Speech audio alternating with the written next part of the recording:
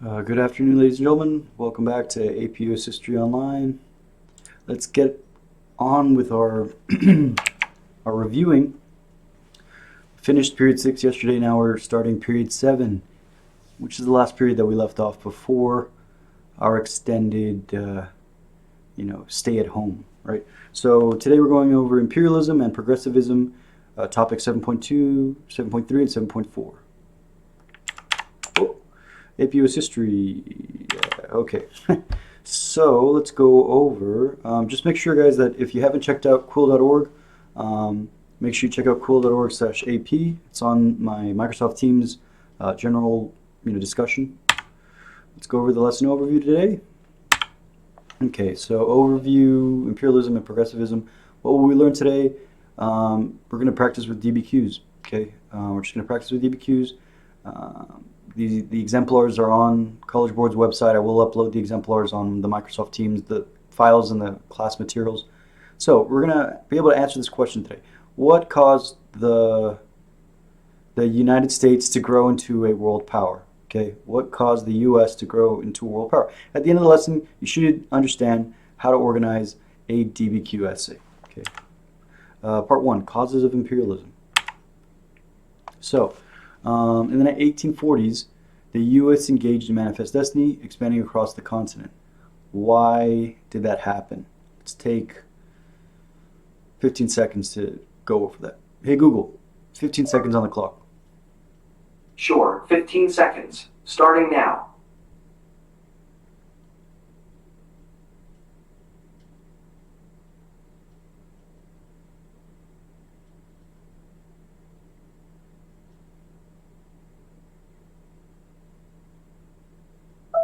Hey Google, stop. Okay.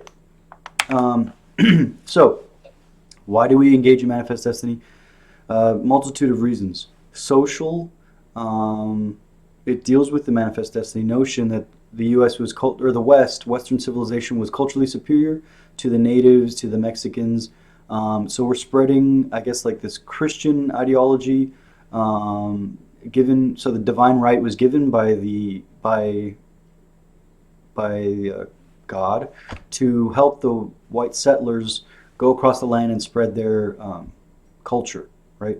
Economically, you want to gain more land resources, especially if you're depleting the soil of its vitamins and minerals, right?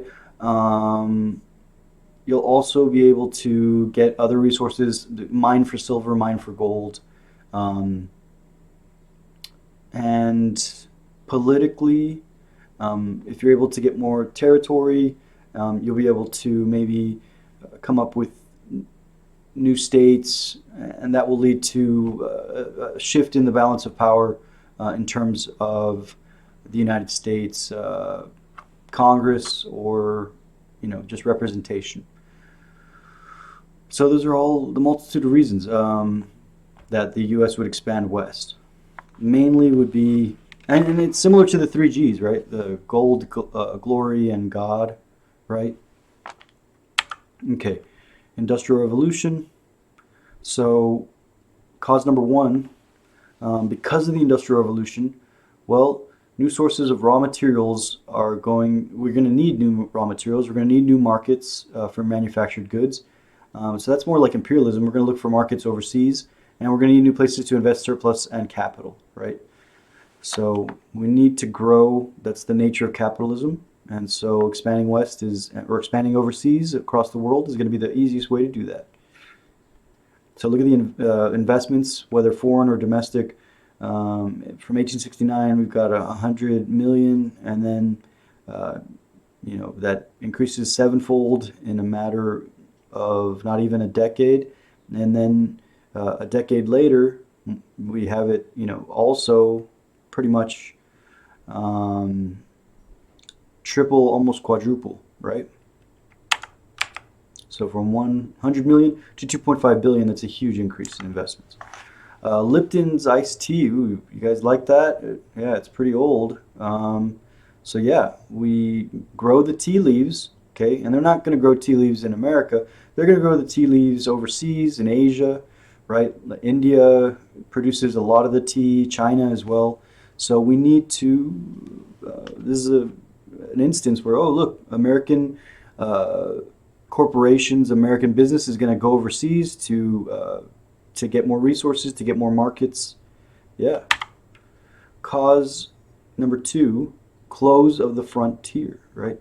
So I guess a better question would have been, why did the U.S. Well, instead of manifest destiny, we're talking about imperialism now. So imperialism is, okay, the frontier's closing. We've conquered the West. The Native Americans got owned by the Western settlers, or pwned in leet speak. So the need for new economic opportunities, right? The American sources were finite. They're going to run out, guys. Okay. So we see the settling of the West, the conquering. Oh God. Oh no. Okay. Sorry about that. So here you can see the last stand for the Native Americans, Chief Joseph, Wounded Knee Massacre over here, 1890 is going to pretty much be the last stand, right? Sitting Bull's killed. When Wounded Knee, Chief Joseph surrenders at Bear Paw Mountain. Wounded Knee Massacre, you're going to have, Crazy Horse get, killed there. It's going to be, so eventually, Geronimo surrenders 1886. So Sand Creek Massacre during the Civil War. What was Lincoln doing there? He wasn't perfect. So, yeah, the natives, their great leaders are going to fall one by one. Cause number 3, European example, right? So we're going to copy Europe, right? They're playing dirty, so we're going to play dirty too. Europe, they're carving China up. Okay, China's like, what's going on there? And you got the British and the Germans and the Russians. They're all carving up China. They're establishing spheres of influence. And America's going to say, hey, what about the open door policy? Okay, Secretary of State Hayes is going to say, hey, keep China open. We want to trade with China as well. So the Europeans entered a second wave of colonialism, neo-colonialism. They're going to Asia. They're going to Africa. They're going to compete for military power, nationalism, industrial resources. And that is going to spill over into World War I because this competition is going to intensify. American nationalism. We're going to get a new wave of American pride and patriotism. Although too much nationalism can be dangerous. Ultra-nationalism led to World War I. It also led to World War II. And so here you have ATM, Alfred Thayer Mahan, his influential writings and books on having a strong Navy, right? So you need a strong Navy, you need coaling stations, you need islands in the Pacific to get access to trade routes in Asia and in the Caribbean. So, yes, got to know about Alfred Thayer Mahan. He's like 2 peas in the pod for American imperialism. So let's take a look at Josiah Strong, guys. This document is going to be part of a DBQ, and the DBQ that we're going to write, which is going to be a lot easier. Hey, Google, 30 seconds on the clock. I'm sorry. Hey, Google, 1 minute on the clock. All right, 1 minute, starting now. So read the document, guys. Also, come up with a point of view. We're hipping the document.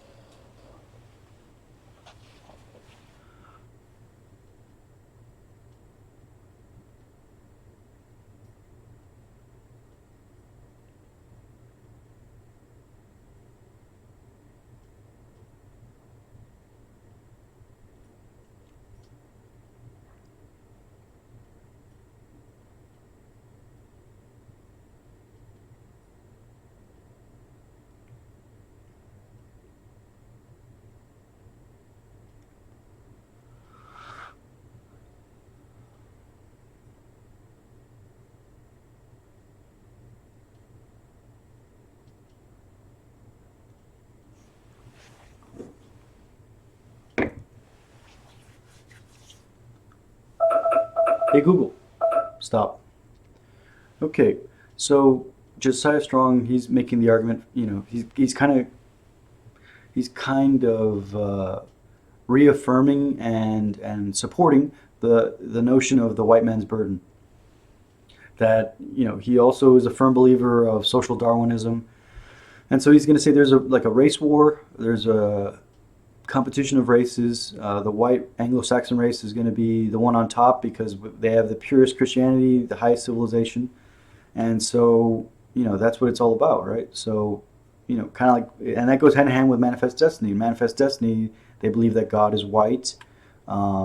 Strangely, that a divine power would have some sort of ethnic background. But yeah, that gave them the justification to take over the Native American lands and push the Mexicans aside. And that's what they believed in, guys. That drove their decision making. Cause 5, white man's burden and social Darwinism, right? So we really hit on that with Josiah Strong. So it's the white man's burden, it's the duty of America to civilize the world, right? We're going to go around from place to place, and the reason is because it's kind of like the missionaries during the God, glory, and gold. It would be the God part of the three Gs.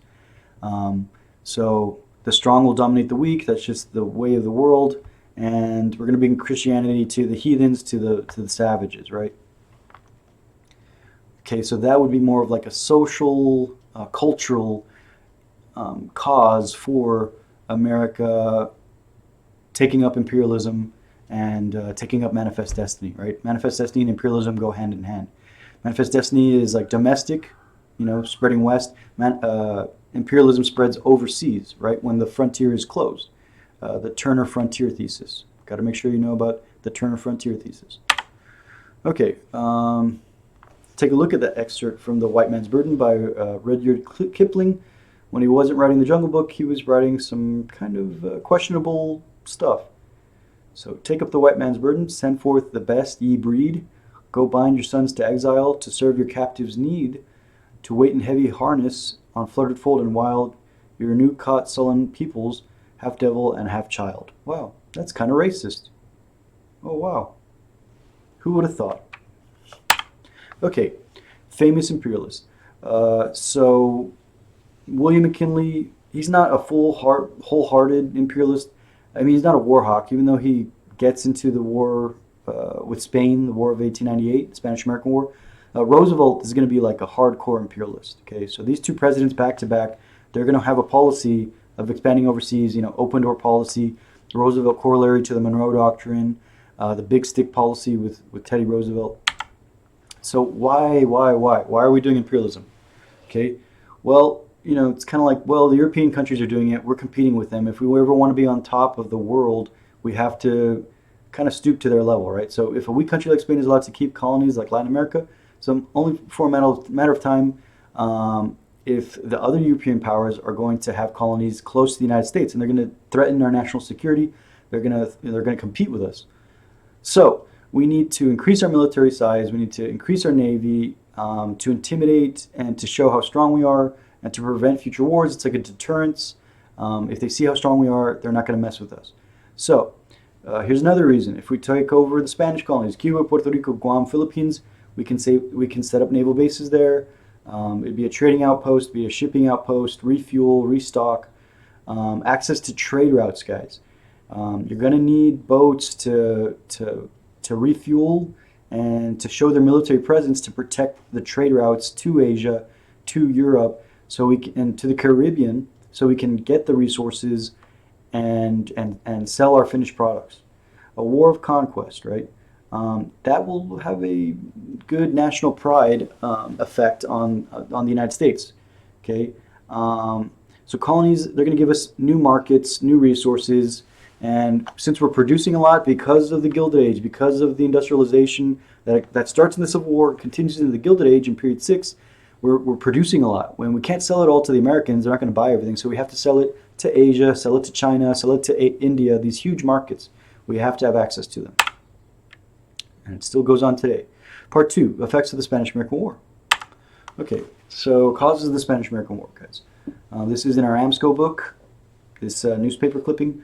So we got to know a little bit of terminology. Jingoism, that's just nationalism to an insane level, right? Like just super aggressive. Americans are going to support pretty much every war that's thrown at them, initially at least. But yeah, we just love our wars, unfortunately. And then after a while, we're like, wow, why are we wasting so much money on war? Oh, it's to help corporations. Uh-oh. So, Cuban revolt. We said, hey, the Cubans need their freedom. Let's help them. We need to free Cuba. Hearts, free Cuba. Although that wasn't really the main reason. It was just an excuse, right? Yellow journalism, it's like sensational headlines like this one. This is yellow journalism, guys. Okay? Um, uh, it's called yellow.jpg, according to the PowerPoint. The Delome letter, okay, so a Spanish ambassador to the United States was talking smack about President McKinley and called him weak and like a kind of a sissy coward.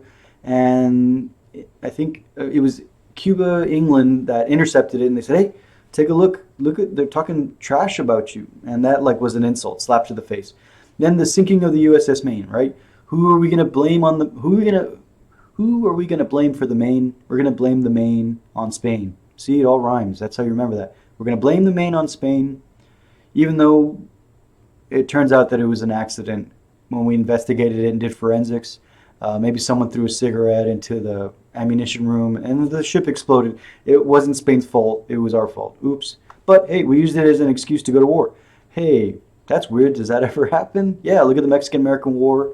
Um, Look at a lot of different instances. The Vietnam War, the Gulf of Tonkin incident, right? So, uh-oh, Maine explodes. It was actually our fault. But we blame, oh, look at those dudes. Wow. That is yellow journalism. Look at those guys. That is just graphic. Graphic. Teddy Roosevelt and the Rough Riders, right? So Teddy Roosevelt, he wants to be a macho, manly man, and so as such, he gets a bunch of dudes to go fight and be very patriotic in the Spanish-American War, and he gets a lot of street cred for that. So Battle of Manila Bay, it was kind of a one-sided battle. America had brand new steel boats, and Spain still had wooden boats. I wonder who's going to win. Yep, Admiral Dewey just smacked around the Spanish fleet, and just so the Spanish fleet, they parked their boats really close to the coastline because they knew they were gonna like lose, and they didn't want to be cowards and like surrender. So they like kind of tried to fight and then got blown up. And the captain, or the admiral and the captains for the Spanish fleet, they did that so that the sailors could swim to the coast and not drown because they knew they were going to lose. Kind of silly. Okay, results of the war. Treaty of Paris, 1898. Usually most of the wars end up, everyone takes a trip to Paris, have a few croissants, and sign a peace treaty. So what's gonna happen? Spain's gonna give Cuba independence. The U.S. is gonna take Puerto Rico and Guam from Spain, and now they're America. Puerto Rico is American, guys. It's not a foreign country. And then the U.S. we're gonna pay Spain 20 million so we can get the Philippines. So hey, it's a good deal, right? And the Philippines were like, dude, we helped you win. I thought you were gonna free us. We wanted to be free like Cuba. And America was like, no way, dude. You're in like prime time real estate. Look, you're next to China. You're next to Indonesia. You're next to French Indochina, aka Vietnam, Laos, Cambodia. So we want to make a bunch of naval bases there. We're not going to give Philippines their freedoms. And so it's going to spark the Filipino-American War. A couple bloody years of the insurrection by the Filipinos, so because they wanted to have their freedom. And they won't get their freedom until after World War II, unfortunately. The insular cases. So in the new territories, do these new people who aren't white, do they get constitutional rights? And the Supreme Court said no. Congress will decide, but no. Just because America owns your territory doesn't mean you get all these constitutional rights. So now, boom, this is the shift. This is the turning point. This is the watershed moment. Again, America is recognized as a world power. Good. Effects of the war, Filipino insurrection, right? So yeah, Emilio Aguinaldo, he was pivotal in the Spanish-American War, but then he's gonna fight a insurgency against America. Okay, America is gonna fight and cause a lot of human rights violations. We're gonna create concentration camps where we send the Filipinos to die horrible deaths, guys. So we kind of, I mean, we totally treated the Filipinos awful, guys. It's a very sad and dark time for American history. The 3 year guerrilla war, the Filipinos are going to be smashed. Okay. We were like, well, we're gonna bring them Christianity. It's like, dude, the Filipinos are already Catholic. They're already Christian. They already believe in God and Christ. But it was just an excuse, right? We really wanted access to that prime Southeast Asian access to the China Sea. Yeah, we were not going to give them their freedom. So here's Emilio Aguinaldo and his followers. They fought a noble battle. Okay, so here's Teddy Roosevelt, guys. Here's Teddy Roosevelt. Let's take a minute on the clock. Hey Google, minute on the clock. All right, 1 minute. Starting now.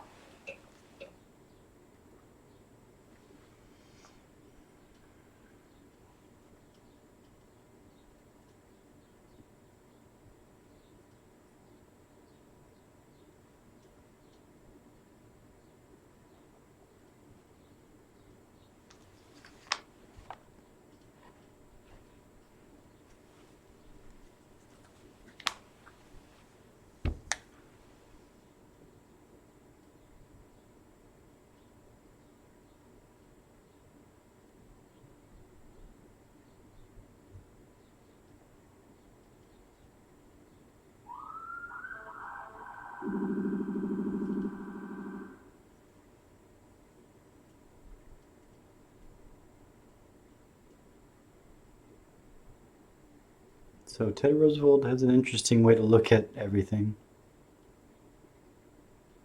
Definitely biased. Hey Google, stop. Okay, so Teddy Roosevelt. Here, Teddy Roosevelt's like, hey, everything's great. The Filipinos, we're bringing order to them. This is a great honorable time in American history. It's not like a horrible, concentration camps that America did. Yeah, this is great. The Filipinos are going to love this. They're going to get new American products, American jobs, American factories. This is just winning for the Filipinos. They're going to love this. We're bringing them freedom. We're bringing them liberty and peace. We're bringing them freedom by not making them their own country. America is going to just control them, and they're going to love it, right? And they didn't. So Roosevelt has a different perspective. Roosevelt was a little bit racist. Yeah, he was like, these people, they're not as equal as Anglo-Saxon Westerners, right? So, effect of the war, increased involvement in Asia, China. So, we want to be in China, guys. We want to go toe-to-toe with the European powers, Russia, Britain, Italy, Austria, Japan, and Secretary of State Hay, he's going to come up with the open door policy. Okay, we're going to support in the Boxer Rebellion. So the spheres of influence. Take a look at this map, guys. We've got Japan, Russia, Britain, France, Germany. America wants a seat at the table. We don't want to get the scraps. We want to have access to China, guys. It's a huge market, huge way to sell our goods and to make trade with China. We don't want to get pushed out. We want to make sure that we have an opportunity to make money here. Effect of the war, increased involvement in Asia, Japan. Okay, so we're going to send the Great White Fleet to kind of shock Japan. Okay, we're kind of weird. We don't want Japanese people to come to America. And Roosevelt, he's going to be very proud that he helped facilitate the route Takahita Agreement. The U.S. and Japan agreed to respect each other's sphere of influence in Asia. So yeah, we're just making a peace treaty with Japan, open up relations with Japan, but we're showing them that, hey, we're tough, so don't mess with us. So yeah, we start a trade partnership with Japan, and we kind of make it known that we're going to also have a good opportunity in China. Okay, so America holds the key to China, right? We're like, hey, back off, guys, all you European powers. Look at this document, Uncle Sam. He's kind of in the way and kind of standing as a barrier between these European countries represented by these weird-looking guys with really big noses. Okay, and the Chinese people are in the background. Cool. Oof, this looks kind of racist. They drew this Spaniard guy kind of like a monkey. This is pretty racist, right? Effect of war, involvement in Cuba. So what's going to happen in Cuba? This is yellow journalism, right? Spanish brute adds mutilation to murder. So the Spanish person is talking about the USS Maine murdered by Spain. Hey, that rhymes. This is not a game.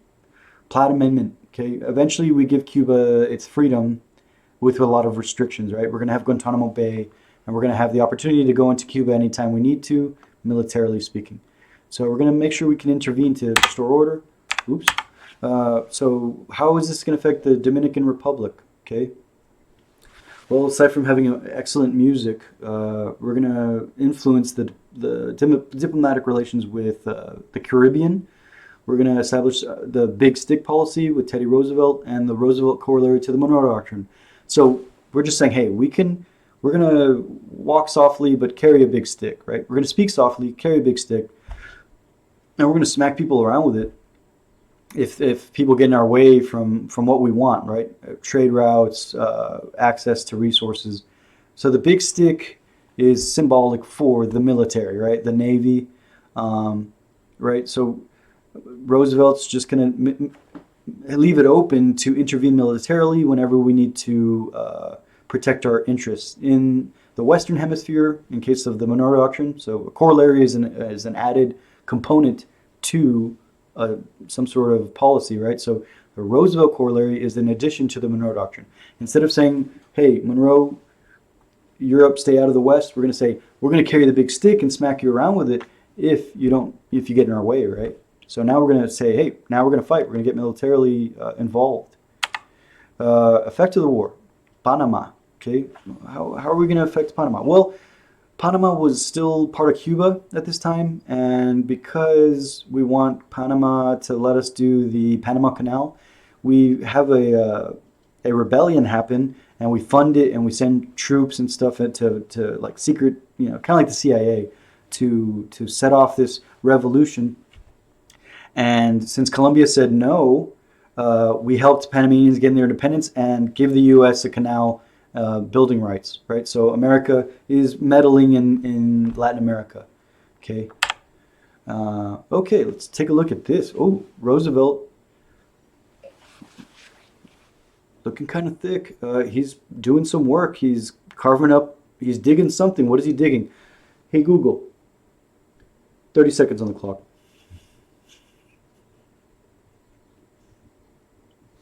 Hey, Google. 30 seconds on the clock. Okay, 30 seconds. And we're starting now. And Bogota is in Colombia, right, guys? And it says new treaty. This little guy is making a treaty. Look at all these boats. What is he digging, guys? What does that look like? He's throwing dirt and crud all over Colombia. This country is right next to Colombia. He's making a waterway. Okay, hey Google, stop.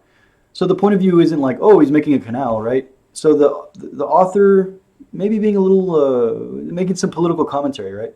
So the author of the document, the point of view is, look, Roosevelt, he's kind of just like a giant monster. He's digging up the Panama Canal, throwing it all over Colombia, making a new treaty. So, I mean, I guess you could just say, well, just showing how like brutal American imperialism is becoming, right? We're just forcefully pushing our way and carving out the Latin American continent, right? So this is the construction of the Panama Canal. Lots of people died from yellow fever. It was kind of brutal. Okay, now the U.S. we're gonna annex Puerto Rico. We're gonna take Puerto Rico. We got it after the Spanish-American War. We're gonna make a Jones Act, right? So the Puerto Ricans are U.S. citizens, but the Jones Act also sets economic restrictions, kind of like the Navigation Acts, right, from the 1600s with America and Britain. Now America's doing that to Puerto Rico. So we're telling Puerto Rico, hey, all your goods have to come from America. You can't be making trade deals with other foreign countries. All your stuff has to come to America first. So that is going to increase like 30% price increase for all of the goods that Puerto Ricans get, guys. So business investment isn't going to help Puerto Rico. Puerto Rico is going to kind of be taken advantage of, and you can make a connection with like mercantilism. Okay, why oppose imperialism? Okay, why would people be against imperialism? It's not the reason you would think. Not like, oh, respecting human rights and the Enlightenment and stuff. It's actually some racist reason. So let's take a look at these pictures, guys. The Filipino ladies, they look pretty scared. The American guys, they look kind of creepy. That Filipino lady with her baby and stuff, they look horrified by the Americans. Um, oh, look, there's an American guy sitting on a Filipino dude, shoving a gun in his mouth, and the U.S. Army is like pouring gasoline. Oh, see here they're waterboarding. So we started to waterboard and torture Filipinos during the Philippine-American War. Yeah, and a lot of that happened before they went to the concentration camps, guys. So America made concentration camps. The American Anti-Imperialist League. There's two sides to everything, right, guys? So people didn't want us to annex the Philippines. They didn't want us to get Puerto Rico. They didn't want us. We wanted to get Dominican Republic too, but they were successful in blocking that. So look at these dudes: Mark Twain, Andrew Carnegie, William James, William Jennings Bryan, Samuel Gompers. So we have populist leaders. We also have some business leaders like Andrew Carnegie, the robber baron, the entrepreneur. Andrew Carnegie didn't want Filipinos to give a cheap source of labor because he argued that would hurt American workers. So they didn't want Americans competing with these new non-white people for a cheap source of labor. Campaign against the annexation of the Philippines and other acts of imperialism. Okay, Grover Cleveland, he's going to be president. He's against imperialism. And then we have Samuel Clemens, aka Mark Twain. Okay, let's analyze this document, guys. Hey Google, 30 seconds on the clock. Hey Google. Okay, 30 seconds. And we're starting now.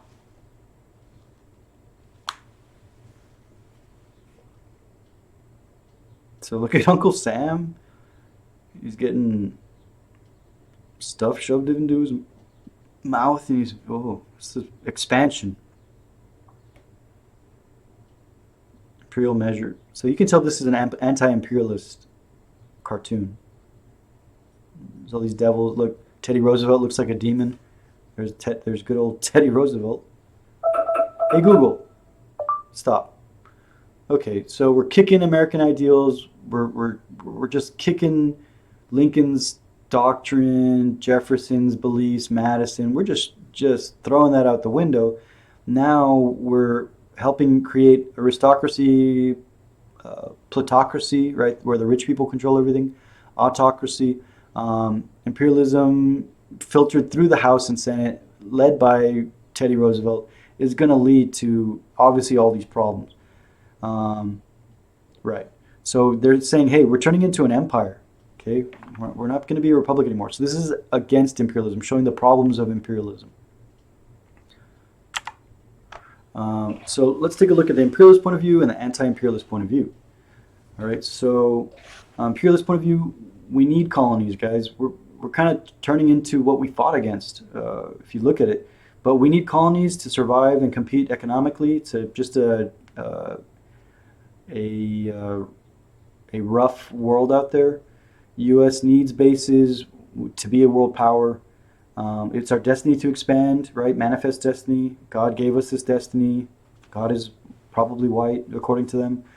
To abandon territories, the U.S. would be looking like a bunch of like weaklings, right? Like cowards. And it's honorable to keep land that Americans fought for and lost their lives to get. Anti-imperialists, well, it's going to be a huge financial burden fighting these wars. We should focus on American problems, focus on, jobs for Americans, not focus about other countries. So anti-imperialism is going to be more of a isolationist kind of viewpoint, kind of a racist attitude. Well, we don't want all these new people who aren't white, right? That's why we didn't take over all of Mexico. We'd have to take all the Mexicans. So why would we want all these non-white people, the Filipinos, the Cubans? Why would we want them? America's supposed to be, the land for Anglo-Saxons, right? And then an empire would involve, we'd get into more wars, we'd waste more money, and then we're going to have to give like it'd be weird to take over these lands and not give democratic rights or constitutional rights to these new peoples, right? So it's kind of bizarre. We're kind of undoing what we've established when we founded our country. Now let's practice for the AP exam. Okay, let's take a look at the point of view for this document. You can tell it's racist again. Okay, let's take 30 seconds on the clock. Hey Google, 30 seconds on the clock. Okay, 30 seconds. And we're starting now.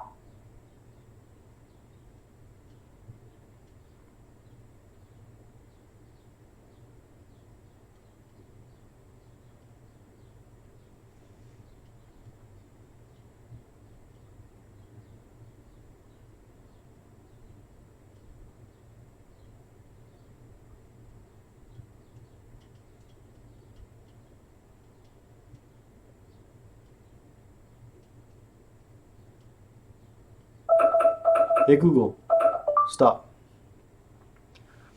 Okay, so it says, the title, School Begins. So Uncle Sam in his new civilization class, you're going to learn these lessons whether you want to or not. But take a look at the class ahead of you and remember that in a little while you'll feel glad to be here as they are, right? So we have like these old states like Texas, California, New Mexico, Arizona. They're all reading and stuff. And it shows like America, we must govern its new territories with and without the consent until they can govern them themselves. So it's kind of showing, hey, we're doing a good thing, guys. We're spreading civilization. We're helping Puerto Rico, Cuba, Hawaii, Philippines, the Native Americans. They can't even read. They're reading the book upside down. Look at the Chinese little kid. And look at the black kid over there helping clean the window. So it's America's responsibility to help these kids, because look, England didn't ask for permission, they just did it, and now the world's a better place. Now we're America. Okay, so we're going to help these people because that's our duty. That's like the white man's burden, right?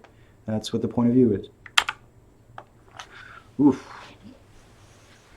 Uncle Sam's looking kind of thick nowadays. All right, let's analyze this document. What's the point of view for this document? Hey Google, 30 seconds on the clock. Okay, 30 seconds. Starting now.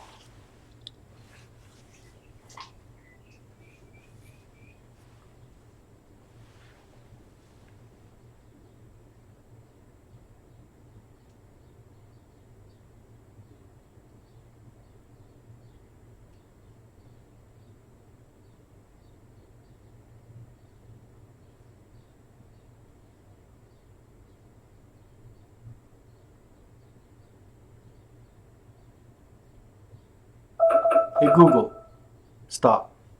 So you can tell it's satirical. So right away you can tell it's like being sarcastic. Look at here, McKinley and Company, National Tailors. So McKinley is like shaping up the government. So we've already expanded, right? We already became bigger, real big. Texas, Louisiana Purchase, Alaska, Florida, just the states that Hawaii, Puerto Rico. But they're kind of being sarcastic. Look, these guys, these doctors are bringing medicine, anti-expansion policy. So this is the other viewpoint. Like, we shouldn't expand. Look at America. Look at how fat we've become. Okay, we're going to die of a heart attack. We can't just keep taking all the land that we can get, right? It's going to lead, so declined with thanks, right? So we're trying to give America medicine, right, to stop, taking all these countries. Just stop eating, lose some weight, for God's sakes. But McKinley just keeps making the fabrics bigger and bigger, and it's going to lead to problems. So this is an anti-imperialist point of view. Okay, DBQ practice, guys. So this is going to be the DBQ from 2 years ago on imperialism. Okay, the seniors this year who are graduating, they had this DBQ, and it's from period 6-period 7. So let's review the document and then decide how the author of the document would answer the question. Evaluate the relative importance of the different causes of the expanding role of the United States in the world from the period 1865 to 1910. So this is a period 6, period 7 document, DBQ. So keep in mind that we're going to need to look at these causes, or look at the motivating factors. Needs for industry, the close of the Western frontier, the frontier thesis, Turner frontier thesis, European competition, nationalism, ideologies. So before we look at the arguments, what can we use for contextualization? What's the bigger picture here? Before 1865, we had westward expansion, right? We had manifest destiny. America had already been expanding west ever since the formation of our country, right? Proclamation line of 1763. We're moving into the Ohio River Valley. We get Texas. We get Louisiana Purchase. It's going to keep going, guys, until we have to go overseas. Contextualization examples, bigger picture. Impact of the Civil War, you could go, a little bit closer to 1865. So impact of the Civil War, we're going to have a new industrialized economy. So we're going to have to compete internationally. And because of our industrialization, we need new resources. We need new markets to buy all our goods that we're producing. And the frontier closes. Okay, the western frontier closes, so we need to go overseas. Okay, so let's take a look at document 1. And this is from the DBQ from 2017. Wait. No, sorry. This is the DBQ from 2018. My bad. 2018. What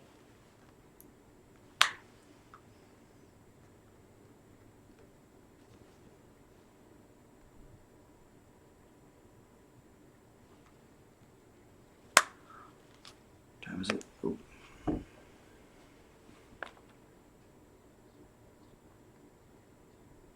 How are we doing on time?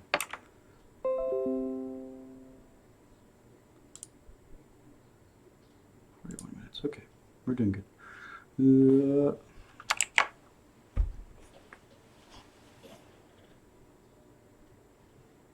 Okay, so this is about Russia, the purchase of Alaska.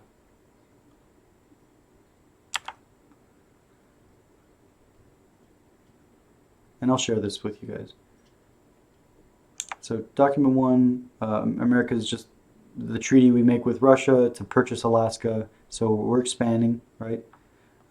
Getting more territory, more resources, access to Asia, right? Alaska is right next to Russia. Josiah Strong, we see this is the social component, the white man's burden. Talking about Christianity, the Anglo-Saxon.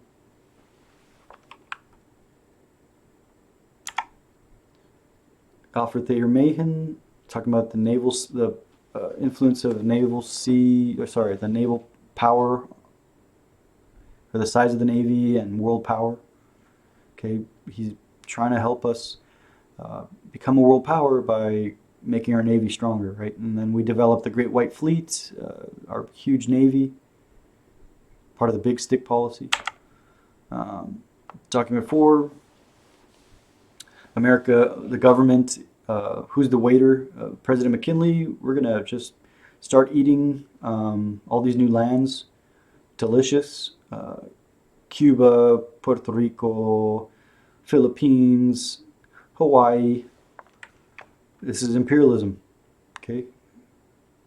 And it's being sarcastic, so you could say like, oh, like, or it could go either way. I mean, it is being satirical. It's just showing that America is just devouring other countries. We don't know which one to take first, so you'd be like, well, what are these countries? Are we just like, ordering at a restaurant, or are we trying to help these countries? We can't just start eating all these other countries. That's like un-American. So Secretary of State John Hay, he's the guy who did the open door policy with China, just saying, hey, America is going to protect our interests overseas. We're going to make sure we have access to Chinese markets. We're going to, we're not going to get pushed around by the European powers. We're going to make sure that we can have a fair seat at the table. Okay, we want to make some money off of China too. This one's about the Filipino-American War. Look, here's a school teacher, and then here's a soldier. I have plenty of both, right? So it's up to you. What do you guys want? You want school teachers, peaceful, or do you want to do it the hard way? Do you want soldiers to be here, So you decide, right? Your choice. And then document 7, President Roosevelt just talking about the international responsibility. We're supposed to be like the world police.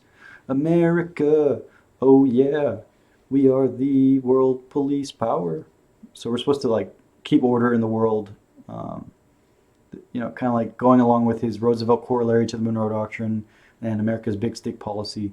He's supporting imperialism, right? So some of these documents are supporting imperialism. Some of them are kind of a little bit critical of imperialism, but it all deals with imperialism, guys. So what's our outside information? Remember, like in the new rubric, you need 2 pieces of outside information to get 2 points. So what would be other documents? Well, what's more examples that's not in the documents, right? So you could, this is just a couple examples. There's a way ton of more examples that are in the DBQ guide that I'm going to upload.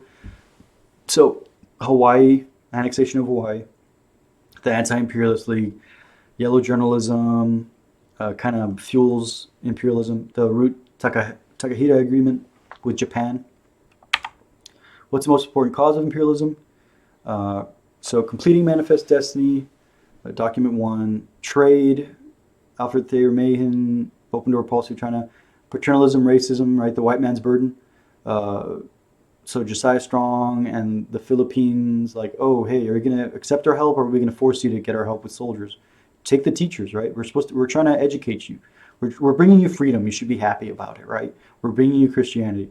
And Teddy Roosevelt, he's also saying like, hey, it's our world duty to spread civilization and maintain order. We're the world police, right? Document 4 is anti-imperialist, but it's saying trade is a reason. So document 4 is being sarcastic, right?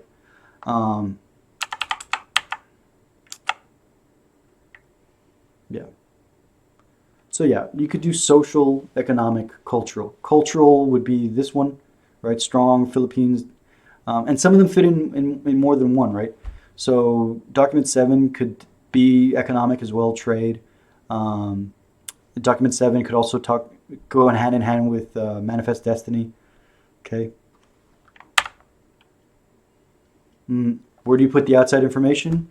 You could put the Hawaii example, the Panama example, Panama Canal, Puerto Rico, the Jones Act, Root Takahita Agreement with Japan, and the Anti-Imperialist League. You could talk about the Anti-Imperialist League. Okay, so 24 Shades of Red.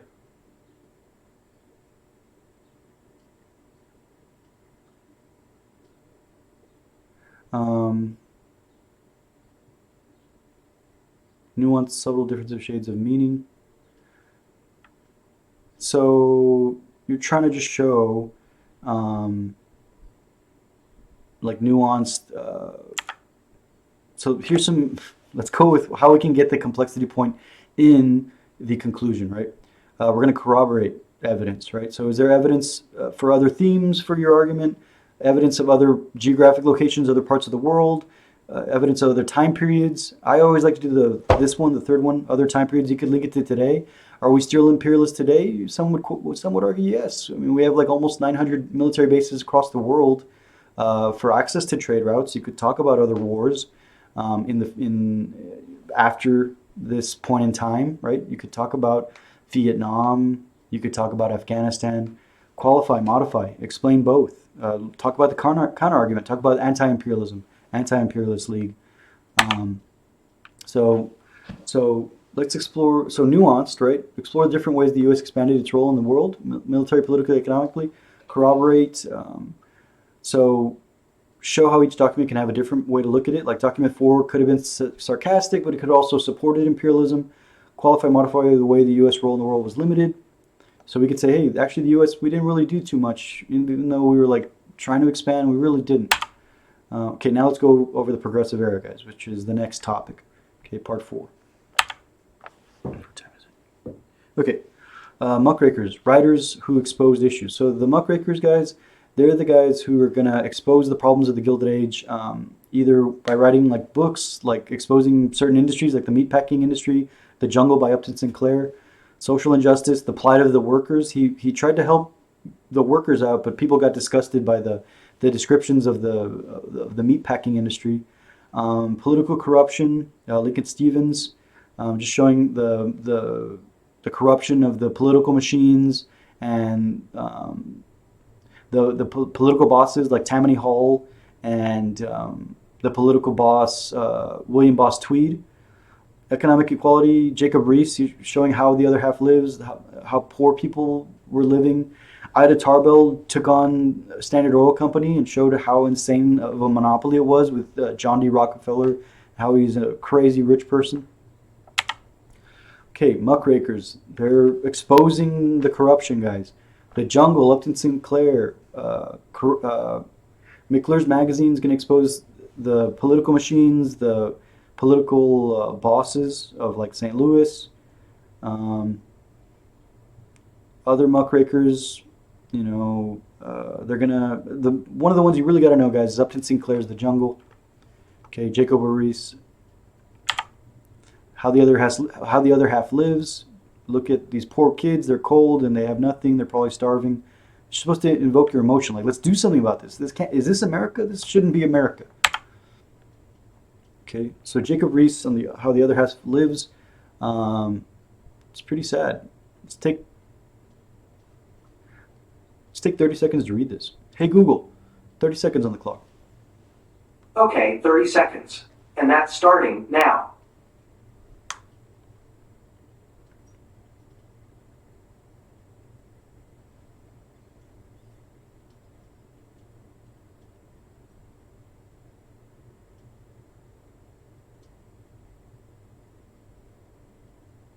So these are the living conditions for the poor, guys.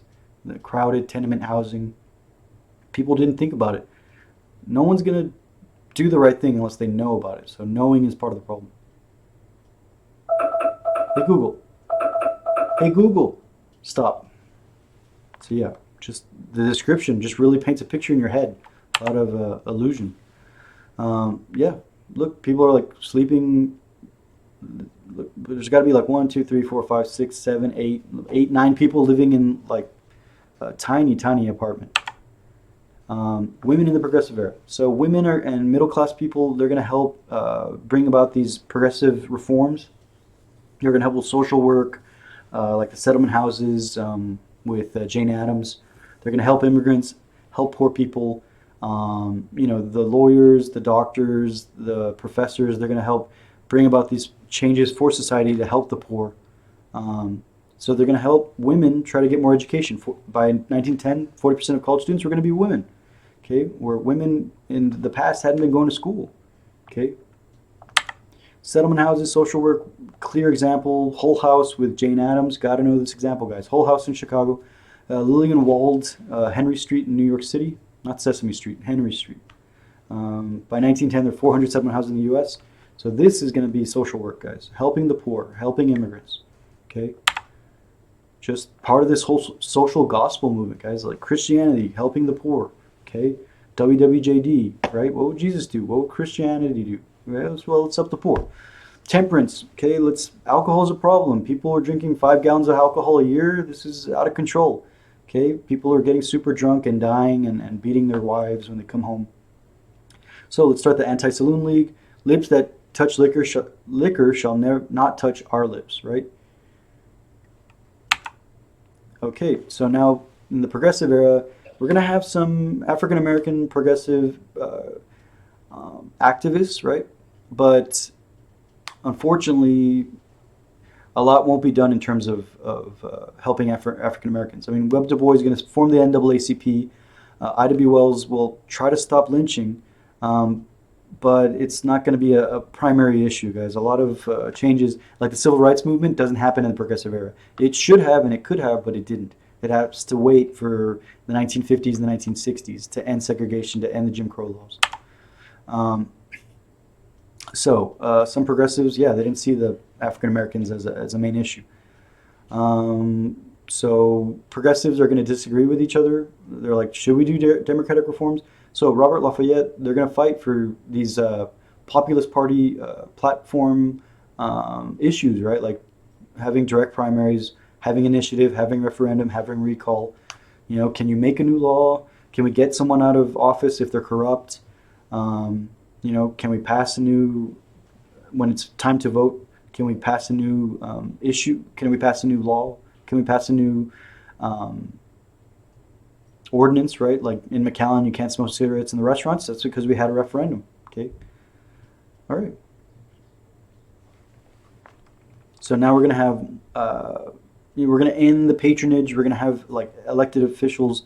So city commissioners are going to take control and make things more efficient, right? Frederick Taylor came up with enhancing efficiency, with having bells and the way things are managed. Okay, progressives, they're going to disagree on immigration too. So some of them are going to say, hey, we should make the immigrants more American. Let's integrate them. Let's have them assimilate. Others said, hey, let's keep these groups out, right? Let's not have immigrants come in because they're going to hurt American workers. They also disagreed, so progressives are going to disagree on the environment, guys. Some people, like Theodore Roosevelt, he's going to say, hey, let's protect the environment. Let's have national parks. Let's make all these new national parks.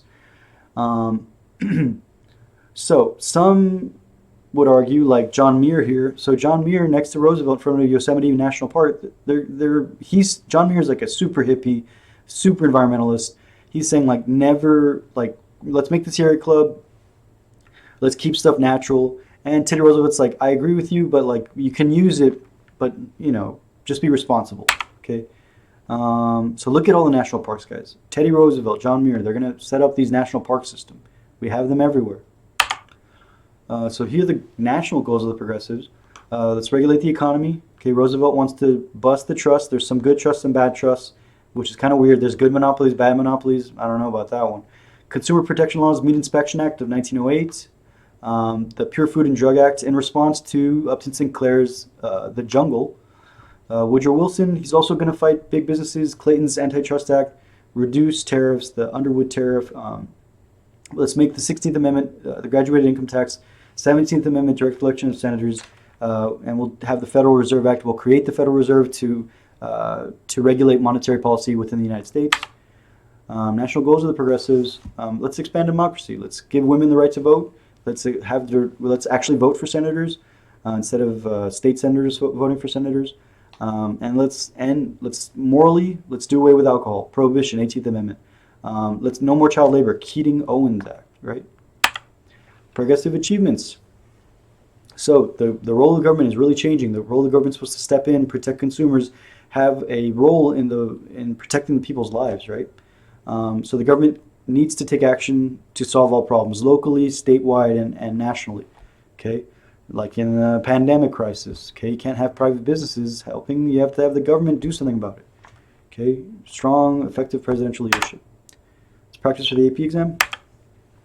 Okay, so we're going to try another prompt, guys. Evaluate the extent to which progressive movement fostered political change in the United States from 1890 to 1920. So, what do we know? What's the background? How might we answer this question? So we're going to do that when we're brainstorming, right? We come up with the thesis, come up with the contextualization, then we're going to read the documents, source them. Okay. So these would be good examples of thesis statements. Okay. Let's take a look at how we're doing on time. Okay, we're almost hit the hour mark, so I'll try to wrap this up. It is like 2 lessons in one today, guys. All right, so these are good thesis statements for this one question. Okay, how did the progressive movement? How did it foster political change from 1890 to 1920? That was the 2019 DBQ. That was last year's DBQ, guys. So you could talk about it helped regulate monopolies. So the first one is the most complex, the most nuanced, but there's still going to be segregation and Jim Crow laws in the South. We worked on this one in class. We worked on this actual question in class, guys. So here's some good examples of contextualization.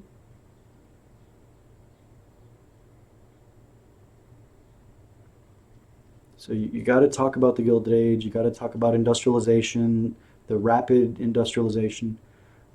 Talk about the muckraker, or sorry, not the muckrakers. Talk about the entrepreneurs, right? The robber barons, like the monopolies, right? The corruption, the political machines, all that stuff, guys. Documents. So now we're going to go over the documents. Okay, you got to HIP it. We're going to HIP this document. Jane Addams' Hull House is going to help immigrants to to integrate into industrialized society. How do we source document 1?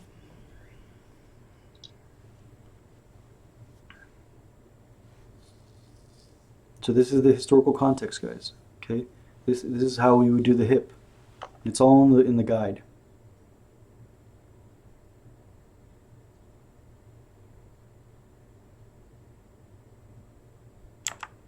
Okay, document 2, Teddy Roosevelt. We're going to HIP this document.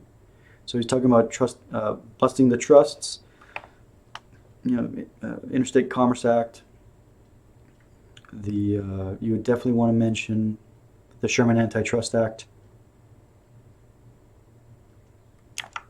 So here's the sourcing, right? This is the HIP. The context, the purpose of the document, regulate business, regulate corporations. Point of view.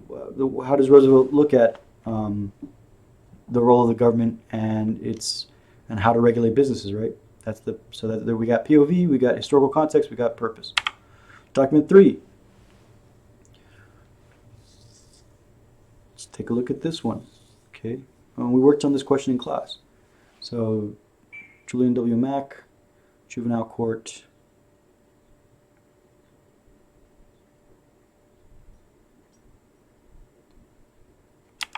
So how do we do HIP for this document? Source in document 3. Here's the POV.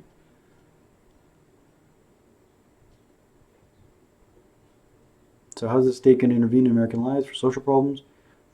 What's the historical context? Like, look at Chicago, look at the limited education. What's the purpose of this? So the government should help these kids and families out. And who's the audience? Well, he's writing for lawyers and judges to kind of accept this and look at this new way to help families out. Document 4, Governor Hiram Johnson.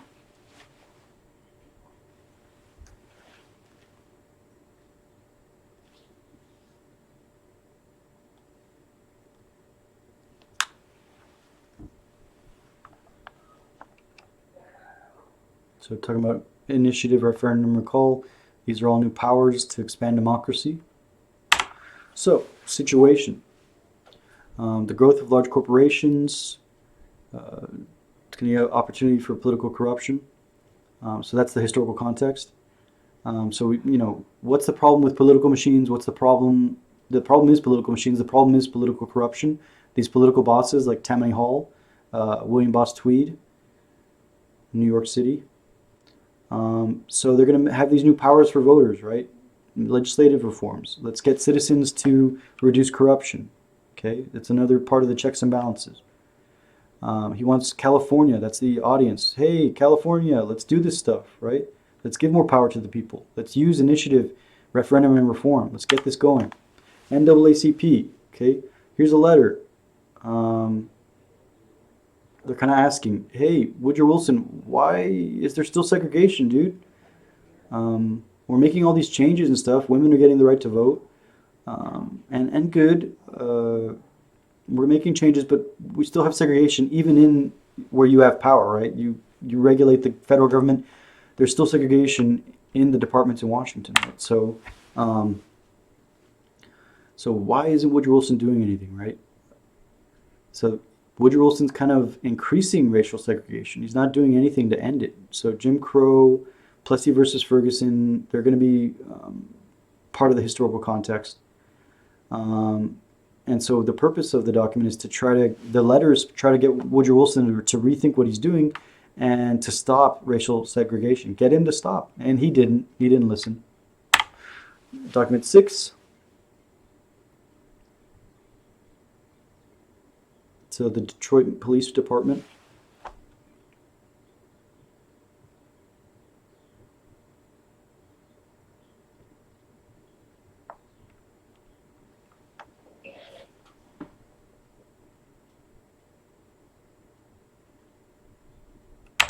Okay, so here, so the management principles, we want more efficiency, we want better management.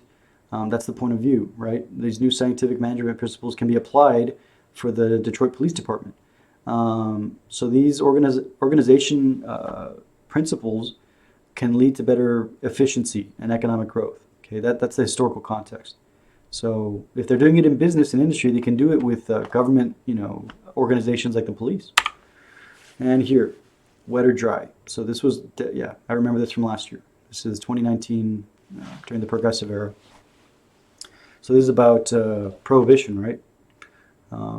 This is trying to influence you to stop alcohol. Look at the poor family, and look at the fat alcohol maker. He's just a crazy, greedy, ugly guy. So, like, who are you going to help, right?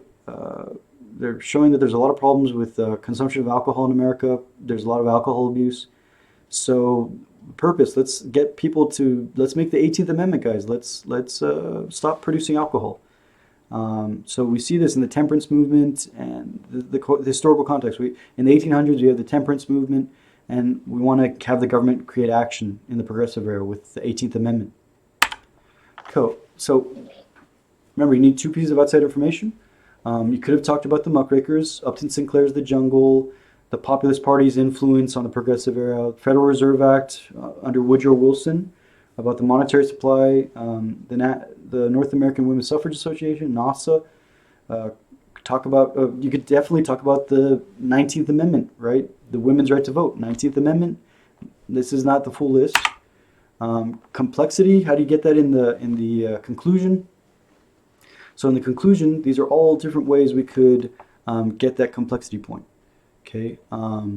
So I would probably talk about maybe the civil rights movement to bring about more change. It's an extension. Talk about the New Deal, all the continued progressive reforms of the New Deal. Okay. These statements, so this is the breakdown. So last year, the graders, they were saying, hey, the thesis statements are too broad, talking about stuff that is too general. You need to make it a little bit more specific. If you're going to do background information, make sure it's related to the Progressive Era. Sourcing documents, kept messing up with Hippo. People kept quoting, just taking quotes from the documents. That's bad. And the handwriting was super bad. You couldn't even read it. So thank God you can type it now. Thanks for watching. Okay. Oof, that was a long lesson. All right, guys. Well, thank you. I know we covered 2 DBQs, so period 6 and period 7 DBQs, I just showed it to you. So this will help you with that. Excellent. If you have any questions, let me know. There is a guide on College Board that I will upload for each DBQ, which has exemplars and has breakdowns that I shared with you in this presentation. Excellent, guys. Just 2 more lessons. Have a great day and study hard.